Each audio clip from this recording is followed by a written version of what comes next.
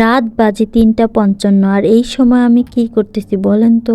বিরিয়ানি রান্না করতেছি। কার জন্য বলেন তো? আমার হাজবেন্ডের জন্য। শুধুমাত্র আমার হাজবেন্ডের জন্যই আজকে আমার রাত 3টার সময় উঠে সব কাজ করতে হচ্ছে। যেহেতু আমার হাজবেন্ড সারা রাত সজাগ থেকে তার ভার্সিটি রিপোর্ট করতেছে, তার সাথে আমিও সজাগ ছিলাম। তখন সে বলতেছে আমার কিছু একটা খেতে ইচ্ছা করে। তখন আমি জিজ্ঞেস করলাম কি খেতে ইচ্ছা করে? তখন সে বলল আমার না বিরিয়ানি খেতে ইচ্ছা করে। তো এই রাতে তো আর কোনো রেস্টুরেন্ট খোলা পাবো না, তো ভাবলাম আমি নিজেই বানিয়ে নিই। তো ফ্রিজ থেকে কিছুটা মাংস বের করে ভিজিয়ে নিয়েছি। এবার আমি রান্নার সব কিছু কমপ্লিট করে চিকেনটা রান্না করে নিয়েছি।